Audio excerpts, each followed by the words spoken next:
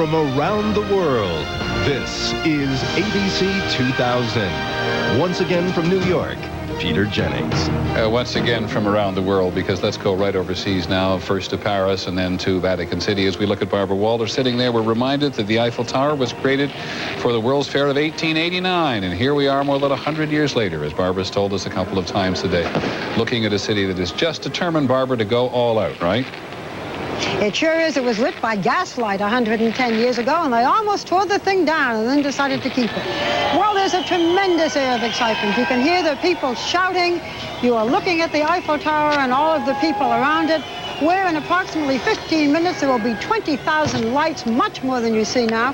There have been climbers, mountain climbers, putting those lights up, Peter, 8 tons of them, and a pyrotechnic display that they say is unlike any other fireworks that you've seen.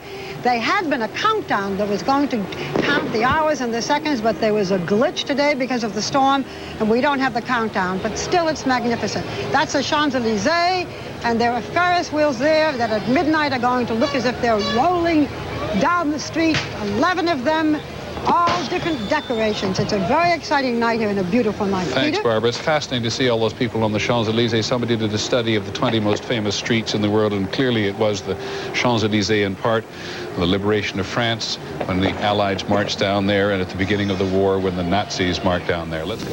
Welcome back to our Millennium coverage. Roger Goodman, who's our director and has been here with us since early this morning. We have a shot of the control room, please, because we are faced with something of a challenge now. It's going to be midnight all across Western Europe now. We want to help you celebrate it in Paris and in London and in Rome, and we want to celebrate it in Poland, the Netherlands, the Czech Republic, and Italy, and Norway, and Sweden, and all those places. And that is almost impossible to do without just hanging on with the International Television Consortium. Every one of those little squares in that room represents some place in the world with which we are trying to make a connection today. And I must say, we've been pretty successful for most of the day. But it does reflect, as we embark on this great sweep of midnights across Western and for parts of Central and Eastern Europe as well, what a technological age we live in and what a challenge this has been for the day. I don't say that, thanks, Roger, in any self-aggrandizing way for anybody, but everybody's done a great job, and we're very pleased. Let's go to Paris.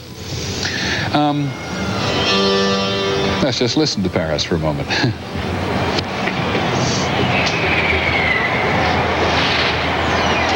Well, Peter, what you are hearing is the sounds of people in the street, thousands and thousands of people cheering as the Eiffel Tower is about to be lit with 20,000 different bulbs. People have been lined up there almost as long as they have been in Times Square waiting for it. And now that's a shot of the Champs-Élysées. All of the trees are lit. Ferris wheels just made for tonight. All of the bridges, 35 bridges that connect to the left and the right bank, are lit. And now, supposedly, this is the countdown to the lighting of the most famous landmark in all of Europe, the Eiffel Tower. Some things, of course, haven't changed, Barbara, right? I was reading the other day that the population of Paris in 1900 was about 2 million people, and the population today is still only a little over 2 million people in Paris itself. And it is a city that has seen such incredible history. You and I were talking the other day about the rebellion on the home front during World War II and the invasion of the Nazis. Peter, here we go. All righty?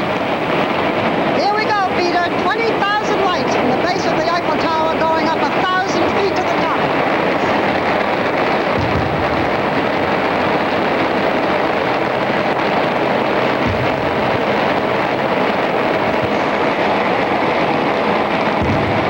And in about 2 minutes, the fireworks will start.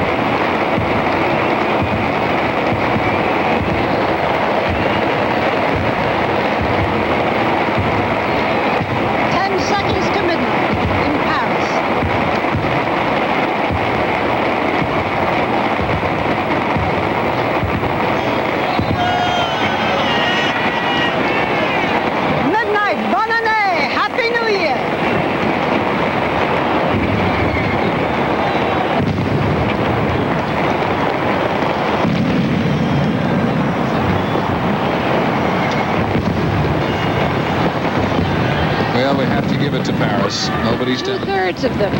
So it is an idea that is spread around the globe for 2,000 years.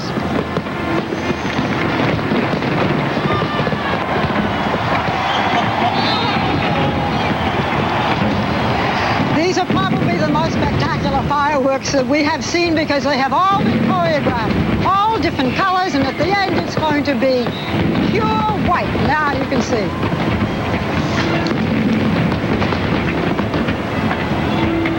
They spent 3 years planning this.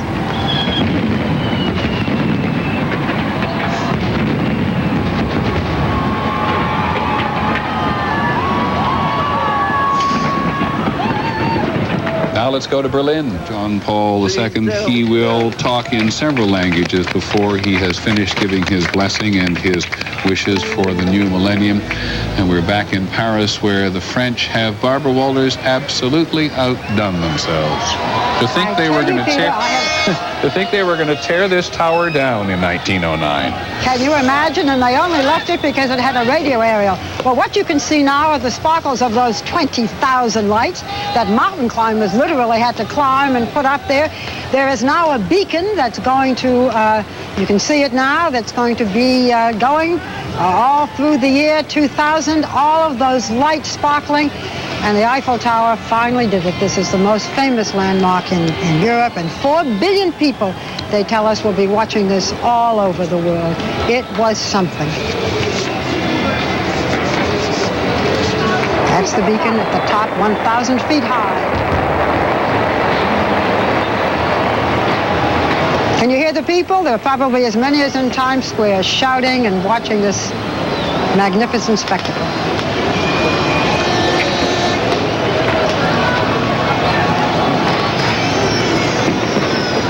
And back to Vatican City. Back to Paris for their grand finale of their midnight celebration.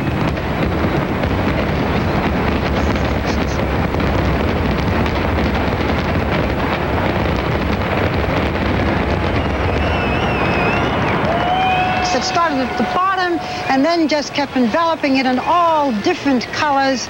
Probably the most spectacular fireworks we've seen yet. And then the whole of the Eiffel Tower was lit by 20,000 bulbs and Christmas lights, so that the entire city is reflected in this glorious landmark. And you know, Peter, this is a great night for Paris. As you pointed out earlier, they've had some very difficult times, occupied by the Germans. 2 world wars fought in this country, and now it is a very happy and exciting time.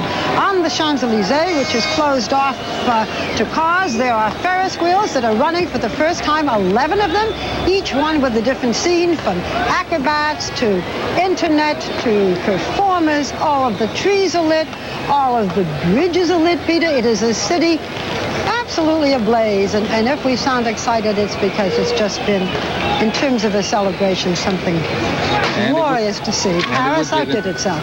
Thanks, Barbara. I apologize for interrupting. We could not complete this midnight without going to Madrid, which isn't perhaps quite the city with a sense of a wish to share their wishes for the new millennium as well. Our coverage of ABC 2000's Millennium around the world will continue in just a moment.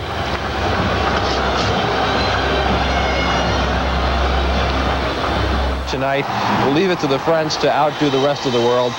The pictures from Athens were spectacular, but these from Paris, well, just look at them.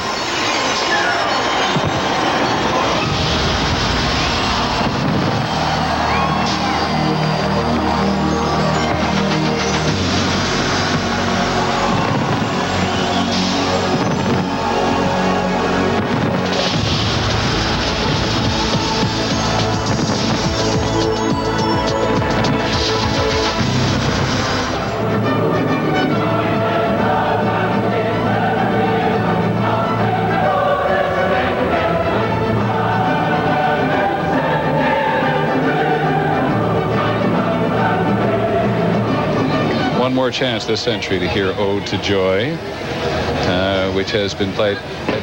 we've looked at the world with such a sense of awe today. This is one more chance to see some, or at least one, of the 11 different Ferris wheels, or wheels, they like to call them, ferry wheels, that they have put up through Paris, all of which are extraordinarily conceptual, some of which play music, some of which have dancers on them. These are just artistic Ferris wheels. No one is going to be able to ride them, unlike that great Ferris wheel that has been built on the Thames in London, everybody taking their cue from the Chicago Exposition in 1893, of course, and the American invention of the Ferris wheel. But here in Paris, there are these extraordinary demonstrations of technology which bring together in one place some of the technology we have witnessed around the world today. 11 different ferry wheels, as we said, up and down these various parts of Paris, reminding us of how extraordinary this fascination is with technology as we go into the 21st century. It is just as it was as we entered the 20th century. We'll continue in just a moment.